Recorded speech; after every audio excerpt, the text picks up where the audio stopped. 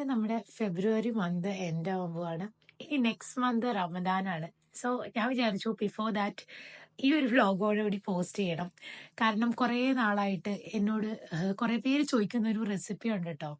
അത് ഞാൻ എത്ര നാളായിട്ടും അങ്ങനെ പോസ്റ്റ് ചെയ്യാൻ പറ്റിയിട്ടില്ല.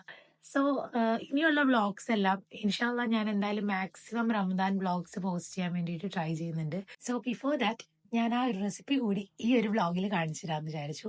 നമ്മൾ റമദാനിക്കല്ലേ വരാൻ പോകുന്നത്.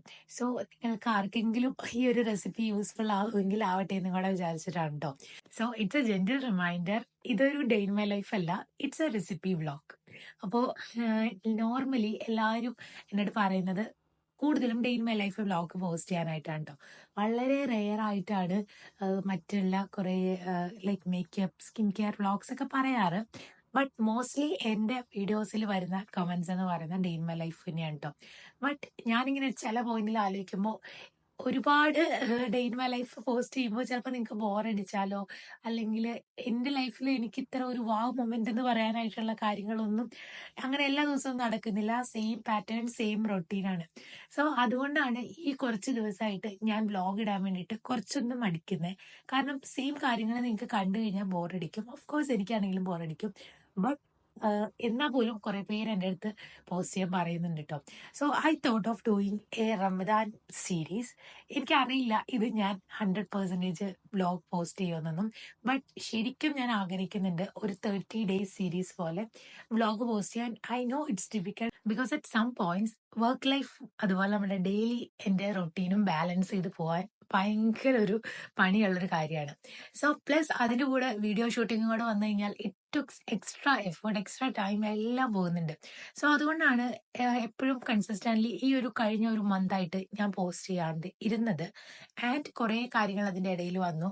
സോ എപ്പോഴും ഞാൻ എല്ലാ വീഡിയോസിലും പറയാറുണ്ട്, എപ്പോഴും നമ്മൾ എല്ലാവരുടെയും മെൻ്റൽ ഹെൽത്ത്, ഫിസിക്കൽ ഹെൽത്ത് ഒന്നും ഒരുപോലെ ആയിരിക്കില്ല. So please consider that. But ഞാൻ കൂടുതൽ വ്ളോഗ്സ് പോസ്റ്റ് ചെയ്യാൻ വേണ്ടി ഇങ്ങനെ ശ്രമിക്കുന്നതിൻ്റെ ഒരു ഭാഗമായിട്ടാണ് ഞാൻ ഈ പറയുന്ന റമദാൻ വ്ളോഗ് ഞാൻ സീരീസ് ആയിട്ട് പോസ്റ്റ് ചെയ്യാമെന്ന് ശരിക്കും ജനുവൻലി ആഗ്രഹിക്കുന്നത്.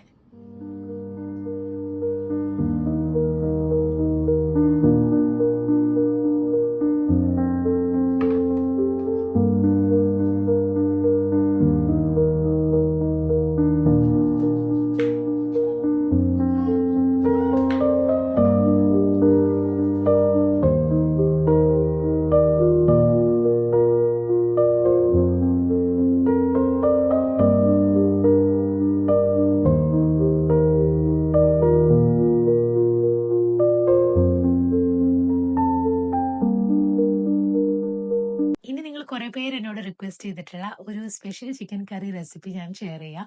സോ ഇത് വന്നിട്ട് ഒരു ഹൈദരാബാദി സ്റ്റൈൽ ചിക്കൻ കറിയാണ് കേട്ടോ. നിങ്ങൾക്ക് യൂട്യൂബിലൊക്കെ നോക്കിക്കഴിഞ്ഞാൽ ഇതിന്റെ കുറെ റെസിപ്പീസ് കാണാൻ പറ്റും. ഞാൻ ഭയങ്കര സിമ്പിൾ ആയിട്ടാണ് ഉണ്ടാക്കുന്നത്. സോ ഇനിയിപ്പോൾ എന്തായാലും നമുക്ക് ഒരുപാട് സംസാരിക്കേണ്ട, നമുക്ക് കറി ഉണ്ടാക്കാൻ തുടങ്ങാം. ആൻഡ് റംദാനിൽ നിങ്ങൾ ആരെങ്കിലും ഇത് ട്രൈ ചെയ്ത് നോക്കുന്നുണ്ടെങ്കിൽ please don't forget to comment. അതുപോലെ തന്നെ ഇതിന്റെ എന്താണ് നിങ്ങളുടെ ഫീഡ്ബാക്സ് തീർച്ചയായിട്ടും പറയാം കേട്ടോ, റിസൾട്ട് എന്തൊക്കെയാണെന്ന്. സോ ഫസ്റ്റ് ഞാൻ എടുക്കുന്നത് ഒരു 1 kg ചിക്കനാണ്. അതിലേക്ക് ഞാൻ കുറച്ച് ടേമറിക് പൗഡർ, പിന്നെ കുറച്ച് ഉപ്പ്, പിന്നെ കുറച്ച് യോഗേർട്ട് ഇത് വെച്ചിട്ട് കുറച്ച് നേരം നന്നായിട്ട് മിക്സ് ചെയ്തിട്ട് ഫ്രീസ് ചെയ്യാനാണ് വയ്ക്കുന്നത്. ഇത് നമുക്കൊരു 10 minutes ചിക്കൻ കറി എന്നൊക്കെ നമുക്ക് പറയാം. നമ്മൾ ശരിക്കും ഒന്നും ടോസ്റ്റ് ഒന്നും ചെയ്യാതെ, നമ്മൾ വഴറ്റൊന്നും ചെയ്യാണ്ട് നമുക്ക് മിക്സിയിൽ വെച്ചിട്ട് ഗ്രൈൻഡ് ചെയ്തിട്ടാണ് ഇതിനുള്ള മസാലാസ് ഒക്കെ നമ്മൾ പ്രിപ്പയർ ആക്കുന്നത്. സോ ഫസ്റ്റ് തന്നെ ഇതൊന്ന് മാരിനേറ്റ് ചെയ്ത് ഫ്രീസറിലാണ് ഞാൻ വെച്ചിട്ടുള്ളത്. അതിനുശേഷം ഇതിനൊക്കെ ബാക്കിയുള്ള കാര്യങ്ങളൊക്കെ നമുക്ക് ചെയ്യാം.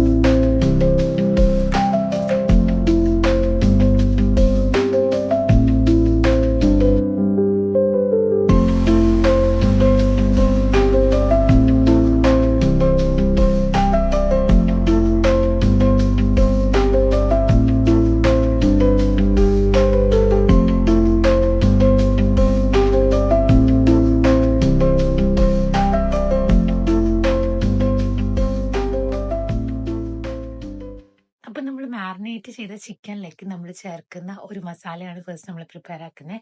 കുറച്ച് ഓനിയനും ജിഞ്ചർ ഗാർലിക്കും കുറച്ച് നമ്മളുടെ എരിവിനനുസരിച്ചിട്ടുള്ള ഗ്രീൻ ചില്ലി എടുക്കുക. അതിനുശേഷം കുറച്ച് അധികം മല്ലിയില ചോപ്പ് ചെയ്തത് അതോടെ വെച്ചിട്ട് നന്നായിട്ടൊരു നല്ല ഒരു പേസ്റ്റ് ആയിട്ട് നമ്മൾ മിക്സിയിൽ ഒന്ന് ക്രഷ് ചെയ്തെടുക്കുക. ഇതിൽ നമ്മൾ വേറെ അഡീഷണൽ ആയിട്ട് വാട്ടറോ വേറെ ഒന്നും നമ്മൾ ചേർക്കുന്നില്ല കേട്ടോ. ഭയങ്കര സിമ്പിളായിട്ട് ഒരു ഗ്രേവി നമ്മൾ ആദ്യമേ പ്രിപ്പയർ ചെയ്ത് വയ്ക്കുകയാണ്.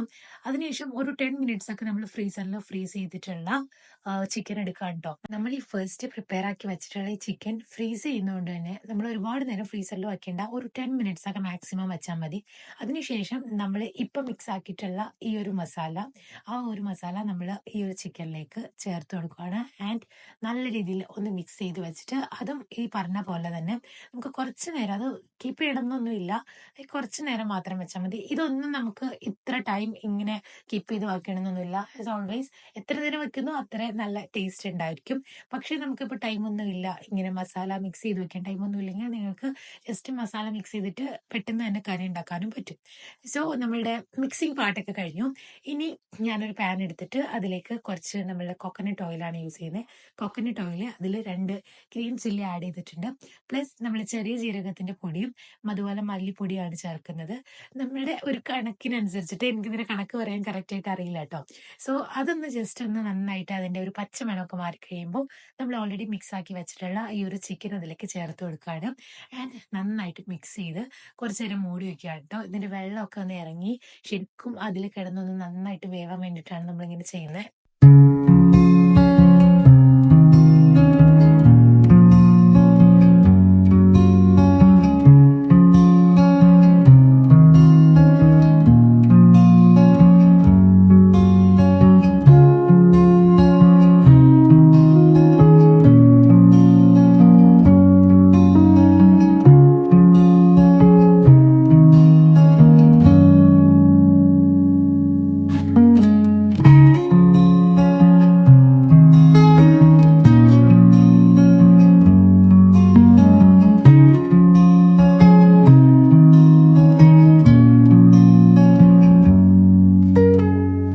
അങ്ങനെ അറ്റ് ലാസ്റ്റ് നമ്മൾ ഇതൊക്കെ ഒന്ന് മിക്സ് ചെയ്തിട്ട് കുറച്ച് ചെറിയ ഉള്ളി നമ്മൾ നമ്മുടെ കോക്കനട്ട് ഓയിലിൽ നന്നായിട്ടൊന്ന് വഴറ്റിയിട്ട് നമ്മൾ അതും കൂടെ ഒന്ന് ചേർത്ത് കൊടുത്തു കഴിഞ്ഞാൽ കംപ്ലീറ്റ് ആയി നമ്മളുടെ ഈ കറി. നിങ്ങളിത് ട്രൈ ചെയ്യുന്നുണ്ടെങ്കിൽ ഷുവർ ആയിട്ട് ഒന്ന് എടുത്ത് പറയാം കേട്ടോ. അപ്പോൾ ഇത്രേ ഉള്ളൂ ഇന്നത്തെ ഒരു വ്ളോഗ്. ഞാൻ പറഞ്ഞായിരുന്നു ഇതൊരു റെസിപ്പി വ്ളോഗാണെന്ന്, ആൻഡ് ഞാൻ വേറെ ഷൂട്ട് ചെയ്തിട്ടില്ല. ആൻഡ് ഐ ഹോപ്പ് നിങ്ങൾ എല്ലാവർക്കും ഇഷ്ടപ്പെടുമെന്ന്. ഇഷ്ടപ്പെടുമെങ്കിൽ നമുക്ക് അടുത്ത വീഡിയോയിൽ കാണാം. അതിൽ ടേക്ക് കെയർ ആൻഡ് ബൈ.